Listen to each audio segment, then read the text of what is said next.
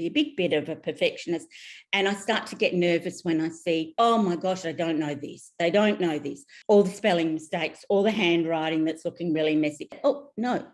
What do they know so that I can build on that? Because that's your starting point. Hi, I'm Cathy Conway and I'm a presenter from 7 Steps. I've got some tips for you. My advice really is always small is the best, because we want to start small to end up big. Today we're going to be talking about how do we start off the year and with assessment, and also looking at student writing. What are we looking for? How do we do it? And how do we feel confident and also gain knowledge from it that's going to help us in our instruction for the year?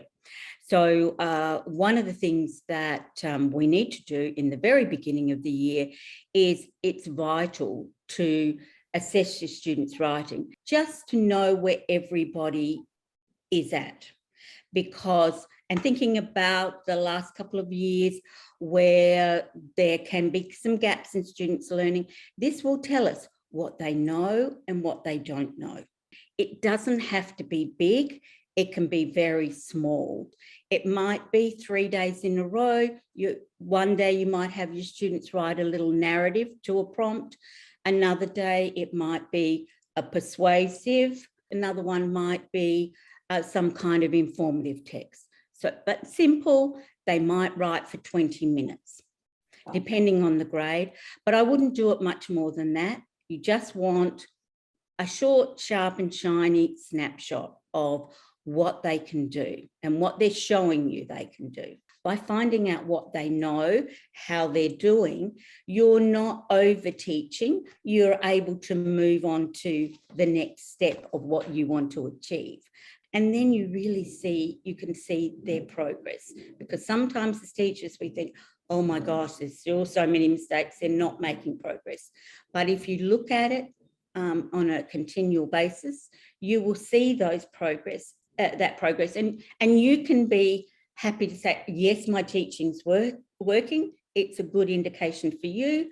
And also, it's a good positive point for your students. You can say, well, I see that you're really doing a good job with this. Now let's see what's our next step that we're really focusing on.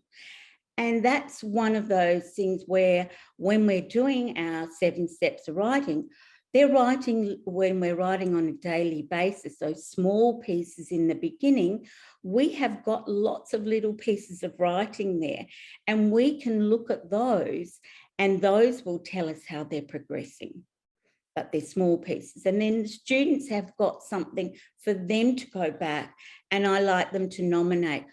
This is what I used to do, now I'm doing this. I've grown as a writer. So we're continually getting them to see it doesn't have to be a huge change, but each day we're adding more and more onto our writing. The other thing about when we start to assess our students' work, we don't want to get overwhelmed. And as teachers, we can often look at, oh my gosh, I don't know this. They don't know this. Don't try to do too much. Decide on a focus that you're going to be looking at. So one of the things that I always suggest is try and get rid of that little what they don't know, to say, okay, what do they know, so that I can build on that, because that's your starting point. If they know certain things and they're demonstrating that in the writing, then you can say, okay, most of my children, or do a spreadsheet and say, who knows this, who doesn't know that? And that will help you with if you group your students for writing, but it'll also give you an overview of the whole class and help you get on your way.